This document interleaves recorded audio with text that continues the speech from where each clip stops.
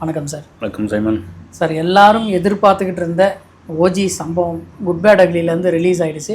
பாட்டு பார்த்தீங்களா சார்? எப்படி இருந்தது? என்ன எப்படி இருந்தது கேட்கணும், முதல்ல நீங்கள் சொல்லுங்கள் எப்படி இருந்தது பாட்டு? எனக்கு வந்து பாட்டை பார்க்கும்போது ஒரு ஃபயர் மோடில் இந்த சாங் வந்து ஒரு மாண்டேஜ் ஷாட்டாக வரும் அப்படின்ற மாதிரி எனக்கு ஒரு ஃபீல் இருக்குது. ஏன்னா இந்த சாங்குக்கு அவங்க அதை வந்து ஒரு எப்படி சொல்கிறது, ஒரு டான்ஸோ அந்த மாதிரி கம்போஸ் பண்ண முடியாது. ஏதோ ஒன்று நடக்க போது, அதுக்கு அடுத்து வந்து இந்த சாங் வந்து அஜித் சார் ஒரு ஃபயராக காமிக்கிறதுக்கான ஒரு பாட்டாக வரப்போகுதுன்னு எனக்கு என்னோட இதெல்லாம் நான் அப்படி நினைக்கிறேன்.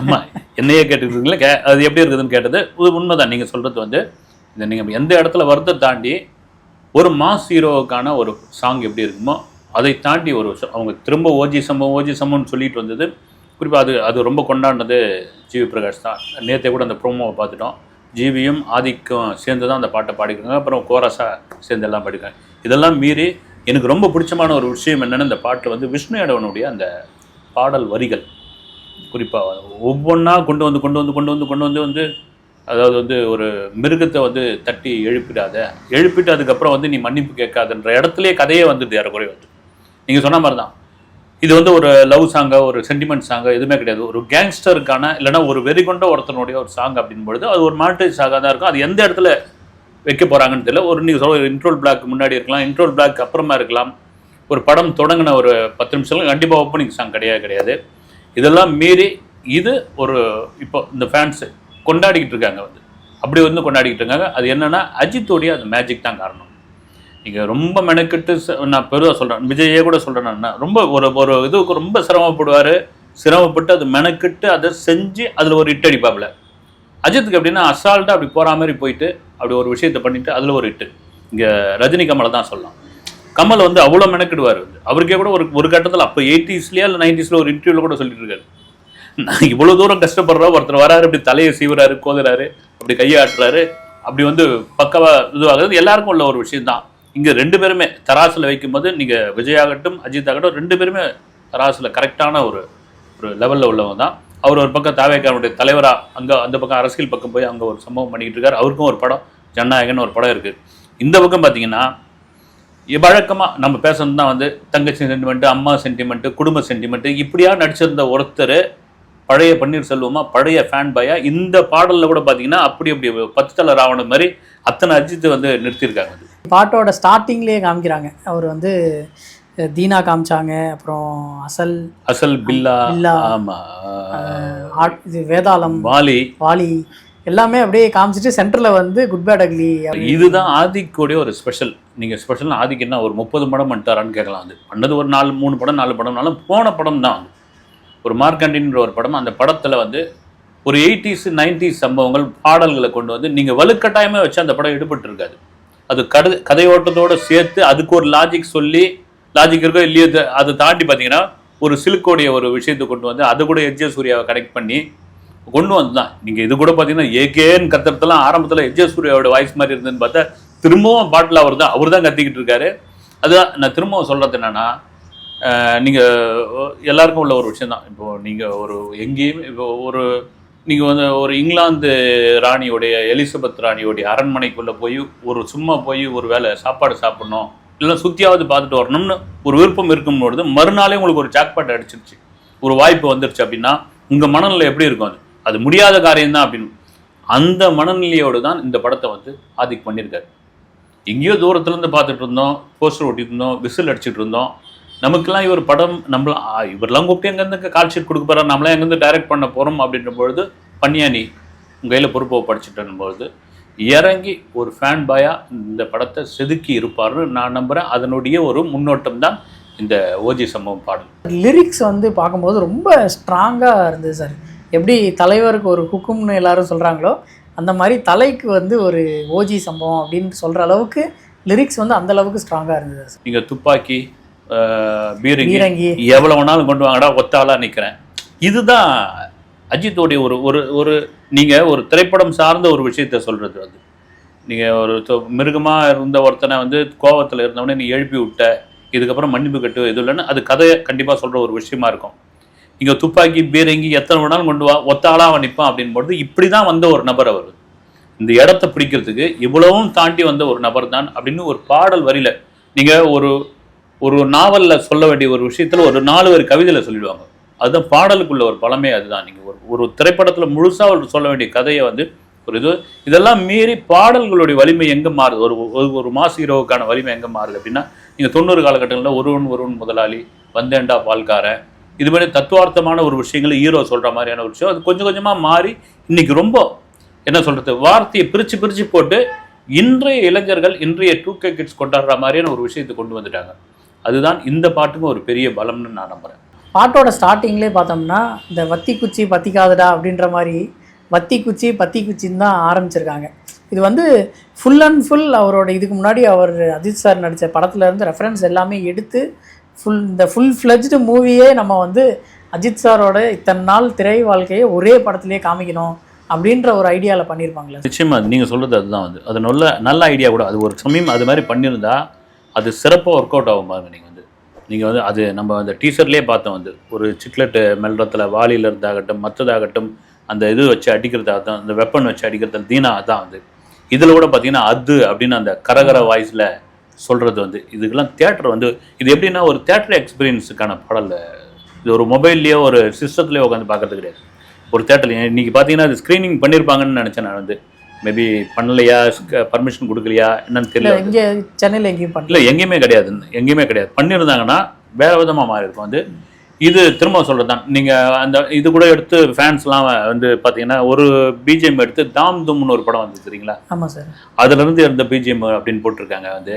அப்புறம் இன்னொரு படம் இந்தியன் 2ல் வந்த ஒரு இது எடுத்து இங்கே வந்து எல்லாம் டீகோட் பண்ணிக்கிட்டு இருக்காங்க. இது நீங்கள் 1000 தான் சொன்னால் கூட சரி. நீங்கள் ஒன்றும் இல்லை, ஆலுமா டோலுமா பாட்டு வந்தப்போ இன்னும் அது ஆலுமா டோலுமா அப்படி ஐப்பிச்சில் பாடும்போது இந்த ஐயப்பன் பாட்டு மாதிரி இருக்குது, அலுமாடோ அப்படின்னு இழுக்கும் போது ஐயப்பன் பாட்டு மாதிரி இருக்குது, அம்மன் பாட்டு மாதிரி இருக்குன்னு அதுதான் பெரிய இதுவாச்சு. ஏன் இப்போ கூட பார்த்தீங்கன்னா ஒரு வீடியோ வைரல் ஆச்சு ஆந்திராவில். ஒரு தெலுங்கு ஃபங்க்ஷனுக்கு ஏதோ ஒரு ஃபங்க்ஷனுக்கு பாலையா போகிறாரு. போனவுடனே அந்த டிஜே வந்து என்ன பண்ணிடுறாங்க, டக்குன்னு இந்த பாட்டு கட்சியில் திட்டமில்ல ஆலுமா டோலுமா சாங்கை போட்டவுடனே அந்த சரணம் வரைக்கும் ஆடிட்டு அதுக்கப்புறம் கிளம்பி போயிடுறாரு வந்து. அப்போ நம்ம தெலுங்கு ரிப்போர்ட்டர்கிட்ட கேட்டது, ஏங்க அவர் அப்படி அவர் பாட்டுக்கே ஆட மாட்டார், பண்ணுவார், மைக்கு தூக்கு போடு இதெல்லாம் பண்ணுவார். இந்த பாட்டு எந்த அளவுக்கு போய் ரீச் ஆயிருக்கு பாருங்க. எனக்கு தெரிஞ்சு பார்த்தீங்கன்னா இதில் விஸ்வாசல்ல அடிச்சு தூக்குன்னு ஒரு பாட்டு அதுதான் ட்ரெண்டிங்கில் நம்பர் 1ல் வந்தது. அதுக்கப்புறம் வந்து பேட்டை வந்து அதை வந்து கிராஸ் பண்ணிச்சு.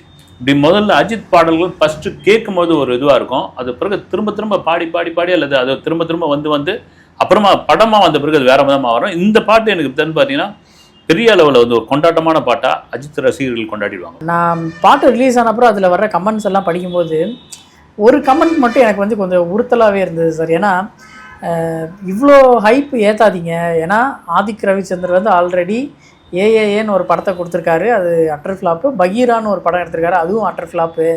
நீங்கள் இவ்வளோ ஹைப் ஏற்றுனீங்கன்னா சப்போஸ் கொஞ்சம் மிஸ் ஆனாலும் எல்லோரும் ஏமாற்றம் அடைஞ்சிருவாங்க அப்படின்ற மாதிரி சொல்லியிருந்தாங்க சார். அந்த மாதிரி நடக்கிறதுக்கு ஏதாவது வாய்ப்பு இல்லை? ஒரு படத்துக்கு வந்து போன படத்துக்கு இது எதுவும் ஐப்பு ஏற்றலை, ஐப்போடு வந்து பார்க்காதீங்க, எதுவும் ஓப்பனிங் சாங் கிடையாது, பஞ்ச் டைலாக் கிடையாதுன்னு ஒரு டைரக்டர் சொல்லும்போது, ஏன்பா இவ்வளோ கோடியில் செலவு பண்ணியிருக்கோம், இவ்வளோ பெரிய நடிகர் நடிச்சிருக்காரு, இப்படிலாம் பேசலாமா நீங்கள் அப்படின்னு சொன்னாங்க. இதில் ஒருத்தர் வந்து நான் வந்து அடிமட்ட ஒரு அஜித்தோடைய ரசிகனானு அப்படின்னும் பொழுது அந்த கண்டென்ட் மேலே ஒரு 100 தாண்டி 200% ஒரு நம்பிக்கை இருக்க வச்சு தான் ஆதிக்கு சொல்கிறாப்புல. இப்போ நாம் யோசிச்சது அவங்க யோசிச்சிருப்பாங்களே. இப்போ அஜித்தே கூட யோசிச்சிருக்கலாம் வந்து ஆதிக்கு நாங்கள் ரொம்ப ஓவராக இது பண்ணாதீங்க, விட்டுருங்க, நீங்கள் சொல்லியிருக்கலாம்.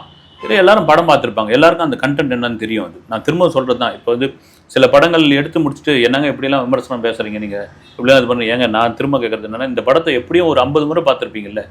50 முறை பார்த்துருக்கும்போது உங்களுக்கு இந்த கண்டென்ட் எப்படி வந்திருக்குன்னு உங்களுக்கு தெரியாது, கண்டென்ட்டே இல்லாமல் படம் எடுத்துக்கணும்னு தெரியாது அவங்களுக்கு அப்படின்னு. இந்த படத்தெல்லாம் ஆதிக் ரவிச்சந்திரன் எனக்கு தெரிஞ்சு பார்த்தீங்கன்னா நைட்லாம் தூங்கி இருக்க மாட்டார்னு நினைக்கிறேன், ரிலீஸ் வரைக்குமே தூங்க மாட்டார்னு நினைக்கிறேன். அப்போ இருக்கும்போது இந்த படத்தை எத்தனை முறை அதை படம் தாண்டி இந்த காட்சிகள் எத்தனை முறை மறுபடியும் போட்டு பார்த்துருப்பாங்க. இப்போ இந்த பாட்டுக்கே நம்ம சொல்கிறோம் இல்லைங்களா, இது அதுலேருந்து எடுத்துட்டாங்க, நாம் சொல்ல அதுலேருந்து எடுத்துட்டாங்க, இதுலேருந்து எடுத்துட்டாங்கன்னு. இது ஏன் ஜிவி பிரகாஷுக்கும் ஆதிக் ரவிச்சந்திரனும் இதுவாயிருக்காதா? திங்க் பண்ணிருப்பேன். இப்போ ஜிவி பிரகாஷுக்கு ஒரு 18 வருஷம் கழிச்சு இப்படி ஒரு வாய்ப்பு கிடைச்சிருக்குது. இந்த திருமண பக்கம்லாம் அனிருத்துன்னு கொண்டாடிட்டு இருக்காங்க பெரிய ஹீரோக்கள். இது வந்து நமக்கு கிடைச்ச ஒரு பொன்னான வாய்ப்பு அப்படின்பொழுது இதுக்கு எத்தனை நீங்கள் ஒன்றும் இல்லை, இளையராஜா ஒரு பேட்டி கொடுத்துட்டாரு. அவர் பீக்கில் இருந்த சமயத்தில் அந்த பேட்டியில் என்ன சொல்கிறாருன்னா, நான் உச்சத்தில் இருந்த சமயத்தில் பயங்கர உச்சத்தில் இருந்த ஒரு டியூனுக்கு 6 ஆப்ஷன் கொடுப்பேன் அப்படின்னாரு. 6 ஆப்ஷன்ஸ் வந்து எனக்கு எவ்வளோ பெரிய ஆச்சரியமா இருந்தது. இளையராஜா ஏப்பா இது எடுத்துமாப்பா அப்படின்னு சொன்னால் வாங்கிட்டு போயிடுவாங்க. சார் இது கொஞ்சம் மாற்றி கொடுக்க முடியுமா அப்படின்னா 6 போட்டு கொடுத்துருக்காப்புல.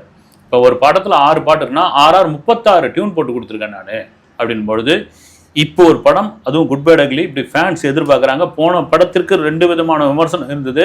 18 வருஷம் கழிச்சு நமக்கு மியூசிக்க வாய்ப்பு கிடைச்சிருக்கு. ஒரு ஃபேன் பாயாக இருந்த நமக்கு நீங்கள் சொல்கிற மாதிரி AAA பகீரான்ற மாதிரி அட்டர் ஃப்ளாப் கொடுத்த நமக்கு இப்படி ஒரு வாய்ப்பு கிடைச்சிருக்கும் பொழுது, இந்த சாங் எத்தனை முறை அவங்க வந்து ஆப்ஷனில் மாற்றிருப்பாங்க, அது எத்தனை முறை வந்து அதை டியூனை வந்து இது பண்ணியிருப்பாங்க, எத்தனை முறை ரெக்கார்டிங்கில் திருப்பி போட்டிருப்பாங்க, எவ்வளோ நடந்திருக்கும். கண்டிப்பாக அது மாதிரி தான் படமும், அது அப்படி தான் படமும் இருக்கும். அது விமர்சனம் கண்டென்ட் மேலே, கண்டென்ட்டுக்கு வந்து அவர் தானே கேப்டன், கண்டென்ட்டுக்கு சொந்தக்காரர் அவர் தானே. அவர் சொல்கிறதுல ஒன்றும் தப்பே கிடையாது. வந்து வெளியே வேறு யாராவது சொன்னால் தானே தப்பு, ஒரு டைரக்டர் தானே சொல்கிறாரு. அந்த மேலே ஒரு கான்ஃபிடென்ட் தான். இதெல்லாம் தாண்டி ஏப்ரல் 10ஆம் தேதி தியேட்டர் திருவிழாவாக மாறும் என்பதில் மாற்று கருத்து கிடையாது. ஜிவி பிரகாஷ் சார் வந்து இது வரைக்கும் போட்ட ஹிட்டான எல்லா படங்களுமே வெற்றிமாறன் சார் கூட பண்ணியிருக்காரு. வசந்த பாலன் எப்படின்னா அவங்க வந்து என்ன சொல்றது, வந்து ஒரு கதையோட்டம் உள்ள ஒரு நாவல்ல இருந்து அடாப்ட் பண்ணி எடுக்கிற மாதிரி அந்த மாதிரியான விஷயங்களுக்கு தான் அவர் வந்து பயங்கரமா மியூசிக் பண்ணியிருக்காரு. ஃபுல் அண்ட் ஃபுல் கமர்ஷியலா வந்த ஒரு படம்னா அது மார்க் ஆண்டனியில் அவர் பண்ண மியூசிக் தான். அதே டோனை இங்கே குட் பேட் அக்லிலையும் எடுத்துகிட்டு வந்து அப்ளை பண்ணுறதுக்கு வாய்ப்பு இருக்கா சார்? இல்லை, அதே டோனை தாண்டி நீங்கள் நல்ல கேள்வி. இது வந்து இப்போ ஜிவி பிரகாஷ் இடத்துல வேறு யாராவது இருந்தால் கூட சொல்கிறேன், அவருக்கே கூட தோணி இருக்கலாம், வந்து நான் அசுரனுக்கும் பண்ணுவேன், வசந்த பாலனுடைய வெயிலுக்கும் பண்ணுவேன், இப்படி பண்ணுற நமக்கு ஏங்க நீங்கள் வந்து ஒரு விஜய் படத்துக்கோ ஒரு அஜித் படத்துக்கோ ஒரு ரஜினி படத்துக்கோ என்னை ஏன் கூப்பிட மாட்டேன்றீங்க அப்படின்னு ஒரு இது இருக்கும். இதுக்கு ஒரு முறை வாய்ப்பு கொடுங்களேன்னு அந்த வாய்ப்பு தான் அப்படி கிடச்சிருக்குது. அந்த வாய்ப்பை மிக சரியாக ஜிவி பிரகாஷ் பயன்படுத்தி கொண்டார் தான் எனக்கு தோணுது சார். இந்த பாட்டிலேயே நடுவில் ஒரு சில சீன்ஸ் வந்து அஜித் சாரோட இந்த ஃபிலிமோட சீன்ஸ் எல்லாம் காமிக்கிறாங்க. அது வந்து பார்க்கும்போதே நமக்கு வந்து ஒரு ஹாலிவுட் ஃபிலிம் எஃபெக்ட் இருக்குது சார். அவர் வந்து ஒரு ஃப்ளைட்லேருந்து இறங்கி வருவார், அந்த ஒரு விஷயம். அப்புறம் வந்து ஏதோ ஒரு பஸ்ஸில் போயிட்டுருக்காங்களா என்னன்னு தெரில, அப்படியே கண்ணை திறந்து பார்ப்பார். அப்புறம் வந்து ஒரு லுக்கு தான், அந்த லுக்குலேயே அப்படியே ஃபயராக இருக்குது. ஒரு 2 செகண்ட் தான், அதிலே வந்து அந்தளவுக்கு ஸ்க்ரீன் ப்ரெசன்ஸ் வந்து சூப்பராக இருக்குது. படம் ரொம்ப ஒரு ஹாலிவுட் தரத்தில் வந்திருக்கும் அப்படின்னு எக்ஸ்பெக்ட் பண்ணலாம். கண்டிப்பாக இருக்கும். நம்ம இந்த விமர்சனம் வந்ததே வந்து அந்த டீசர் நாள் தானே, அதுக்காக தான் மேக்கிங் வீடியோ விட்டாங்க. இப்போ இந்த பாட்டை கேட்கும்போதே கண்டிப்பாக இது குட் கேரக்டருக்கு பண்ணியிருக்க மாட்டாங்க. பேடாக அக்லியான்னு தெரியல, தெரிஞ்சு பேட் கேரக்டருக்கு தான் மாரி, அக்லினா இன்னும் மோசமாக இருக்கும் அப்படின்னு. எனக்கு தொடர்ச்சியாக வந்து அஜித்துக்கு வந்து அந்த வில்லனிக்கான ஒரு கேரக்டர் ஒரு ரோல் பண்ணோம் அப்படின்னா அவருக்கு ரொம்ப பயங்கர இன்ட்ரெஸ்ட். நீங்கள் ஒரு வாலி ஆகட்டும், மங்காத்தா ஆகட்டும், வாலிலாம் பார்த்தீங்கன்னா ஒரு ஸ்டைலிஷான ஒரு வில்லனாக பண்ணியிருப்பாரு. வில்லன்னு தெரியாது, மங்காத்தாவிலையும் அப்படி தான் வருது. அதுவும் டைலாகே இல்லாம பேசவே முடியாது, நீங்கள் ஃபேஷியல் எக்ஸ்பிரஷன் மட்டும்தான் உங்களுக்கு அப்படின்னு. அது வந்து என்னென்னா சொல்கிறது, எல்லா ஹீரோக்களுக்கும் பெரும்பாலும் வந்து இது மாதிரியான ஹீரோக்களுக்கு, ரஜினிக்கு அது ஒரு ஆரம்பகட்ட காலத்தில் ரஜினி பேட்டியில் சொல்லியிருக்காரு, என்ன ஒரு பெரிய மாஸ் ஹீரோவை மாற்றிட்டாங்கன்னு, எனக்கு ஆசையே வில்லனாக பண்ணணும் தான் அப்படின்னு. அது எங்கேருந்து கொண்டு வந்து நிறுத்தம் தெரியல. இதெல்லாம் நீங்கள் சொன்ன மாதிரி இதில் வந்து வெறும் அந்த கிராஃபிக்ஸோடய அந்த பாட்டை முடிச்சிருவாங்கன்னு பார்த்தா ஒரு ஃப்ளைட்லேருந்து இறங்கி வர மாதிரி. அது பக்கத்தில் பார்த்தீங்கன்னா ஒருத்தர் கவனிச்சிங்களா, பிரசன்னா. ஆமாம், பிரசன்னா வந்துட்டு பிரசன்னா இடையெல்லாம் கூட சில அப்டேட்லாம் கொடுக்குற மாதிரி கொடுத்து அப்புறம் அவரும் கொஞ்சம் நேரம் இதுவாகிட்டார். பிரசன்னாவுக்குலாம் ஒரு நல்ல நடிகர், அவருக்கெல்லாம் ஒரு ஸ்க்ரீன் ஸ்பேஸ் கண்டிப்பாக கொடுத்துருப்பாரு. இது பார்த்தீங்கன்னா இது வந்து ஒரு வில்லத்தனமான படமாக அதிகமாக, அதை அஜித் வந்து வில்லத்தனம் செய்யக்கூடிய ஒரு படமாக இருக்கும். இப்போ குட் பேட் அக்லி அப்படின் போது, அக்லின்னு ஒரு கேரக்டர் நீங்கள் காட்டும்போது ரொம்ப மோசமாக காட்டி ஆகணும் அப்படின்னா அதுக்கு கடைசியில் ஒரு நீதி சொல்லி ஆகணும். நீங்கள் ஒரு ஹீரோ வந்து மாஸ் ஹீரோ மோசமான ஆளுன்னு காட்டி முடிச்சிட முடியாது, அதுக்கு ஒரு நீதி சொல்லணும். அப்படி அந்த நீதி என்ன விதமாக சொல்ல போகிறாரு ஆதிக்க ரவிச்சந்திரன் அப்படின்ற ஒரு எதிர்பார்ப்பு. இதெல்லாம் மீறி ஒரு ஸ்டைலிஷாக மாறி இருக்குது. அதான் சொல்கிறேன் நான். ஏன்னா அதுக்குள்ளே உடம்பை குறைச்சிட்டாரா, அதுக்குள்ளே இப்படி ஆகிட்டாரா, இப்படி தானே இருந்தாருன்னு, அது ஒரு மேஜிக் தான், அஜித் கிட்ட இருக்கிற ஒரு மேஜிக். அதை தாண்டி ஒரு உழைப்பு, அதுதான் இன்னைக்கு வரைக்கும் அப்படி கொண்டு வந்து நிற்குது வந்து அவரை. இந்த குட் பேட் அக்லி அப்படின்றது எனக்கு தெரிஞ்சு ஒருத்தரே தான் இருப்பார். அவரே அந்த சிச்சுவேஷனுக்கு ஏற்ற மாதிரி குட்டாக இருப்பார், பேடாக இருப்பார், அப்புறம் அக்லியாக மாறுவாரோ அப்படின்ற ஒரு ஃபீலிங் இருக்குது. இல்லை, அதுதான் கேரக்டராக இருக்காது, கெட்டப்பாக இருக்குன்னு சொல்லிட்டு வரதுக்கு அதுதான் காரணம். எனக்கு அதான் தோணுது. 3 கேரக்டர் கண்டிப்பாக கிடையாது, 3 கெட்டப்பாக இருக்கும். அது 3 கெட்டப்பில் என்ன விஷயம் பண்ணுறாரு குறிப்பாக. இது நீங்கள் இந்த நம்ம ஒன்லைன் கூட இப்போ சொல்லியிருக்காங்க, ஒரு மோசமான ஒரு கேங்ஸ்டர் அவர் நார்மலான ஒரு வாழ்க்கைக்கு திரும்புகிறான் போது அவனை அந்த வாழ்க்கைக்கு இழுத்துன்னு வராங்க, மோசமான வாழ்க்கைக்கு இழுத்துன்னு வராங்க அப்படின்போது அவன் எப்படி மாறுறான் அப்படின்னு. இது காலகாலமாக உலக சினிமாவில் ஒரு எழுதப்படாத ஒரு கதை வந்து ஜான் விக்னு ஒரு படம் இருக்குது சார், எக்ஸாக்ட் இதே ஸ்டோரி தான். இது நீங்கள் எந்த ஸ்டோரி எடுத்தாலும் சரி, டாம் குரூஸோட படமாக எடுத்தாலும் சரி, இங்கே இருக்கிற ஹிந்தி படங்களாக இருக்கட்டும், தமிழ் படங்களே கூட எத்தனையோ வந்துருக்குது. ஆனால் அதை தாண்டி ஒரு டைரக்டர் ஸ்க்ரீன் பிளேயில் என்ன ஒரு மேஜிக் பண்ண போகிறாரு அவர் அந்த ஹீரோ வச்சு என்ன ஒரு ஒரு ஒரு ஒரு என்ன சொல்றது, ஒரு சீட்டுக்கட்டு விளையாடுற மாதிரி தான் அது எப்படி வந்து பண்ண போறாரு. அந்த பார்க்குற ஆடியன்ஸுக்கு எப்போ வந்தோம்பா ஒரு 120 ரூபா 190 ரூபா கொடுத்து படம் பார்த்தோம், கலக்கிட்டாருப்பா அப்படின்ற அளவுக்கு மனநிலைக்கு எப்படி போக போறாங்கன்ட்டு ஆதிக்கு என்ன பண்ணி வச்சிருக்காருன்னு பெரிய கேள்விக்குறி. நீங்கள் கதைன்னு கூட இதை ஜட்ஜ் பண்ணிடலாம். எனக்கு தெரிஞ்ச ட்ரெய்லர் வரும்போது அது தெரிய வரைக்கும் நினைக்கிறேன். ஏன்னா நீங்கள் இது வரைக்கும் அந்த அப்டேட்டில் பார்த்தீங்கன்னா அஜித்தை தவிர வேறு யாருமே இதில் வந்து பிரசன்னாவை மட்டும் சும்மா காமிச்சிருக்காங்களே, மற்ற எந்த கேரக்டரையும் வந்து கொண்டு வந்து ஒரு சமயம் செகண்ட் சிங்கிள் தேர்ட் சிங்கிள் அதை தாண்டி ட்ரெய்லர், அந்த ட்ரெய்லரில் தான் தெரிய வரும். சரிங்க சார், அடுத்த இன்டர்வியூவில் சந்திப்போம் சார். நன்றி சார். வணக்கம்.